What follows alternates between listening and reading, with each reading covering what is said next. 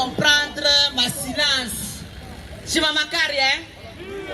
Mama Kari, des fois Makari tunaioneshaka hata mkimya. Mnaona?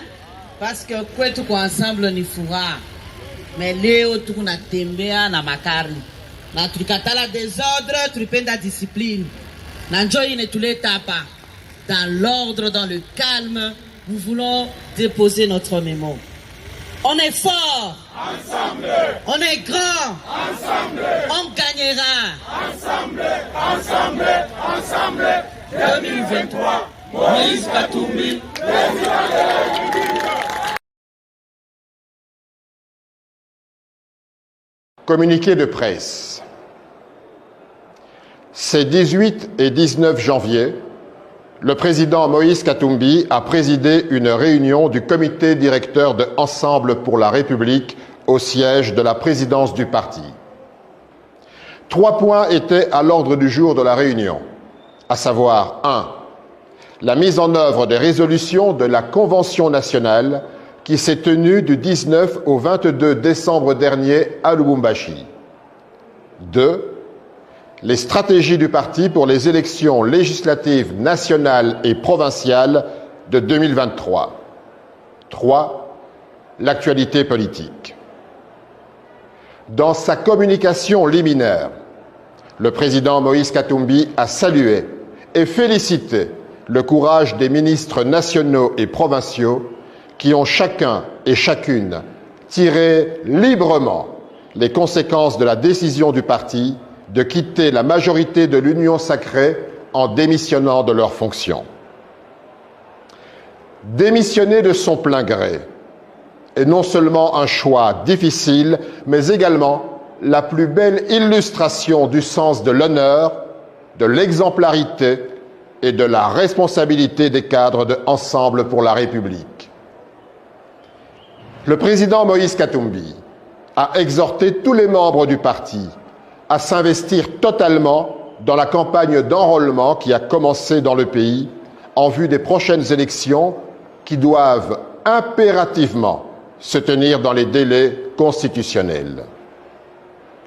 À la suite des discussions, le comité directeur a opté pour parachever la mise en place de toutes les structures du parti afin de mettre Ensemble pour la République en ordre de bataille pour les prochaines élections. Au regard de l'actualité politique, Ensemble pour la République dresse les constats suivants. A. Concernant la détérioration de la situation sécuritaire, Ensemble pour la République condamne les actes de terrorisme qui ont ensanglanté Kassindi, présente ses condoléances aux familles des victimes et appelle tous les Congolais à demeurer solidaires dans l'épreuve. Ensemble pour la République constate l'incapacité du gouvernement à endiguer la violence dans l'est du pays et relève l'échec de l'état de siège dans les provinces de l'Ituri et du Nord Kivu. B. Concernant la montée d'un discours de haine et de racisme à travers tout le pays, Ensemble pour la République constate l'absence de sanctions à l'endroit des personnalités investies de l'autorité de l'État qui tiennent des discours racistes et xénophobes. Cette attitude complaisante est inacceptable et révoltante. Elle illustre la complicité d'État dans la diffusion des discours de haine. Ensemble pour la République usera de tous les mécanismes et instruments légaux à sa disposition pour combattre ce type de dérive qui ruine la cohésion nationale. C. Concernant le pilotage à vue du processus électoral par la CENI et les lenteurs de l'enrôlement des électeurs, au regard des carences et de l'opacité du processus d'enrôlement dans la première ère géographique, Ensemble pour la République constate qu'au rythme actuel, la tenue des élections dans les délais constitutionnels est délibérément sabordée pour exécuter un agenda caché. Le président de la CENI sera tenu responsable du chaos électoral qui se prépare et devra en répondre. Ensemble pour la République met en garde le gouvernement à qui incombe l'obligation constitutionnelle de respecter ces délais contre toute manœuvre visant à escamoter des électeurs par un processus d'enrôlement intentionnellement chaotique.